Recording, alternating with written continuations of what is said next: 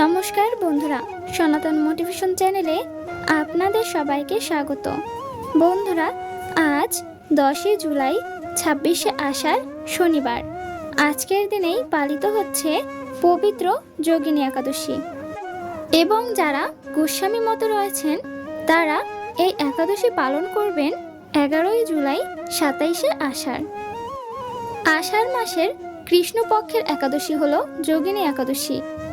মহাপাপ বিনাশকারী এই যোগিনী একাদশী তিথি পাপসাগরে পতিত মানুষের উদ্ধার লাভের একমাত্র নৌকাস্বরূপ। ব্রত পালনকারীদের পক্ষে এটি সর্বশ্রেষ্ঠ ব্রত নামে প্রসিদ্ধ। যোগিনী একাদশী তিথি সর্বপাপ বিনাশক এবং পুণ্যফল প্রদায়ী। যে ব্যক্তি এই একাদশীর কথা পাঠ ও শ্রবণ করে সে অচিরেই সর্বপাপ থেকে মুক্ত হয়।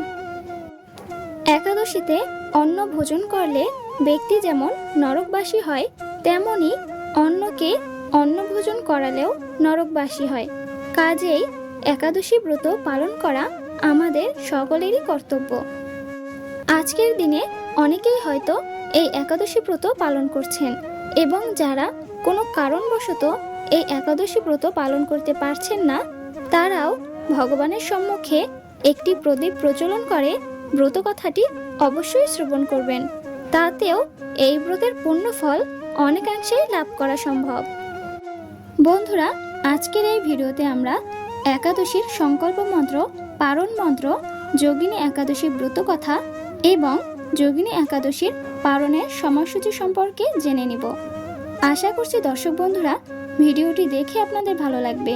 ভিডিওটি ভালো লাগলে অবশ্যই একটি লাইক করবেন এবং আপনি যদি এই চ্যানেলের নতুন দর্শক হয়ে থাকেন তাহলে এখনই চ্যানেলটিকে সাবস্ক্রাইব করুন।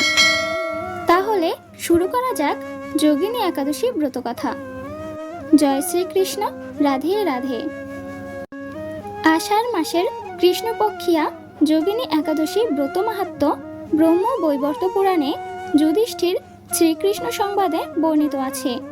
মহারাজ যুধিষ্ঠির ভগবান শ্রীকৃষ্ণকে বললেন, হে বাসুদেব, আষাঢ় মাসের কৃষ্ণপক্ষিয়া একাদশী ব্রত মাহাত্ম্য কি?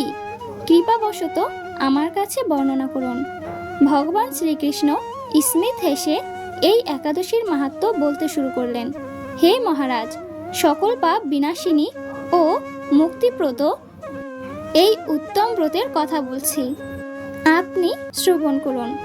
আষাঢ় মাসের কৃষ্ণপক্ষিয়া একাদশী যোগিনী নামে পরিচিত।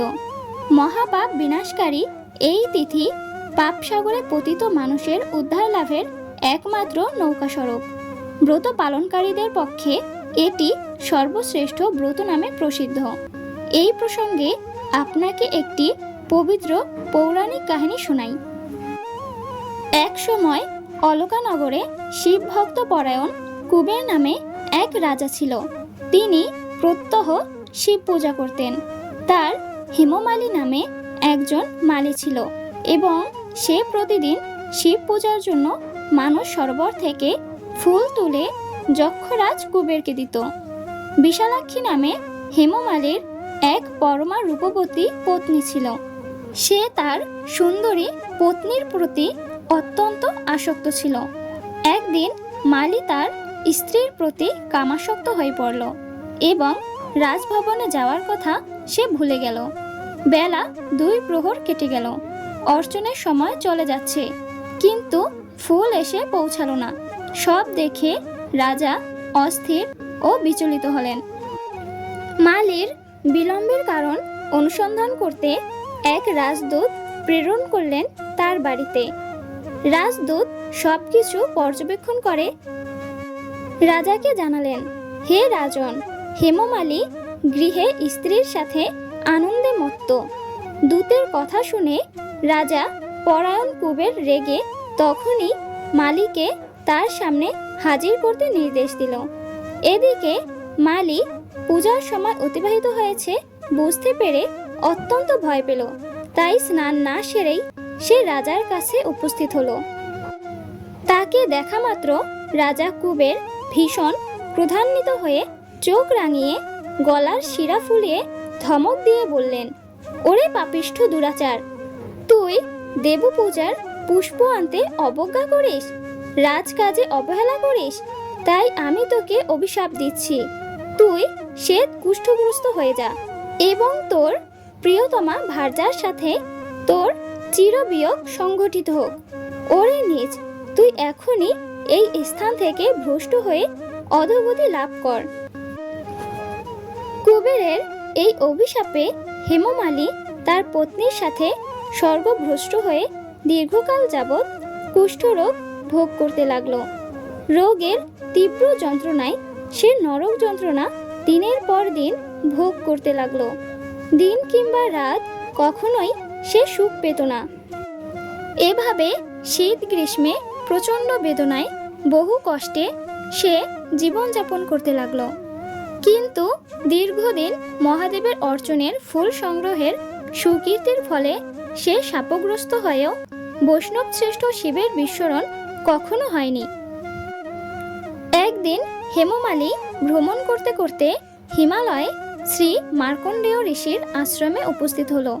কুষ্ঠরোগে পীড়িত সপত্নী হেমমালীকে দর্শন করে শ্রী মার্কণ্ডেয় তাকে জিজ্ঞাসা করলেন, তুমি কার অভিশাপে এই রকম নিন্দনীয় কুষ্ঠরোগগ্রস্ত হয়েছ? হেমমালী কাতর কণ্ঠে অনুতাপের স্বরে বলতে লাগলো, হে মুনিবর, রাজা ধনকুবেরের আমি ভৃত্য ছিলাম। আমার নাম হেমমালী।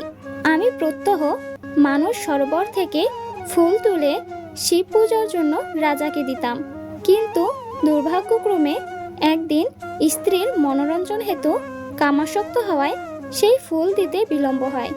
রাজার অভিশাপে এই রকম দুর্দশাগ্রস্ত হয়েছি। পরোপকারী সাধুগণের স্বাভাবিক কর্ম। হে ঋষিশ্রেষ্ঠ, আমি অত্যন্ত অপরাধী, কৃপা করে আমার প্রতি প্রসন্ন হন। এতে মার্কণ্ডেয় ঋষির মন বিগলিত হলো এবং এই রোগজ্বালা ভোগ থেকে মুক্তির পথ বলে দিলেন। হে মালি, তোমার মঙ্গলের জন্য শুভ ফল প্রদানকারী এক ব্রতের উপদেশ দিচ্ছি। তুমি আষাঢ় মাসের কৃষ্ণপক্ষের যোগিনী নামক একাদশী পালন করো। এই ব্রতের পূর্ণ প্রভাবে তুমি অবশ্যই কুষ্ঠব্যাধি থেকে মুক্ত হবে। শ্রীকৃষ্ণ বললেন, মার্কণ্ডেয় ঋষির উপদেশ শ্রবণ করে হেমমালী তাকে প্রণাম জানিয়ে আশ্রম ত্যাগ করল। পরে অত্যন্ত আনন্দে ঋষির আদেশ মতো নিষ্ঠার সঙ্গে যোগিনী একাদশী ব্রত পালন করল এবং যোগিনী একাদশীর সুফল প্রভাবে হেমমালী সমস্ত রোগ থেকে মুক্ত হয়ে পত্নী সহ সুখে জীবনযাপন করতে লাগলো। শ্রীকৃষ্ণ আরও বললেন, হে মহারাজ যুধিষ্ঠির, আমি আপনার কাছে এই ব্রত উপবাসের মহিমা কীর্তন করলাম। এই ব্রত পালনে ৮৮,০০০ ব্রাহ্মণকে ভোজন করানোর ফল লাভ হয়। যে ব্যক্তি এই মহাপাপ বিনাশকারী ও পুণ্যফল প্রদায়ী যোগিনী একাদশীর কথা পাঠ ও শ্রবণ করে, সে অচিরেই সর্বপাপ থেকে মুক্ত হয়। বন্ধুরা, একাদশীর সংকল্প মন্ত্রটি হল, একাদশ্যাম নিরাহার স্থিত অহম অপরেহ হনি ভোক্ষ্যামি পুণ্ডরীকাক্ষ শরণম মে ভবাচ্যুত। অর্থাৎ, হে পুণ্ডরীকাক্ষ, হে অচ্যুত, একাদশীর দিন উপবাস থেকে এই ব্রত পালনের উদ্দেশ্যে আমি আপনার শরণাপন্ন হচ্ছি। একাদশীর পারণ মন্ত্রটি হল, ওং অজ্ঞান তিমিরান্ধস্য ব্রত নানেন কেশব প্রসিদ সম্মুখনাথ জ্ঞান দৃষ্টি প্রদভব। অর্থাৎ, হে কেশব, আমি অজ্ঞানরূপ অন্ধকারে নিমজ্জিত আছি। হে নাথ, এই ব্রত দ্বারা আমার প্রতি প্রসন্ন হয়ে আমাকে জ্ঞান চক্ষু প্রদান করুন। বন্ধুরা, চলুন এবারে জেনে নেই পারণের সময়সূচি সম্পর্কে।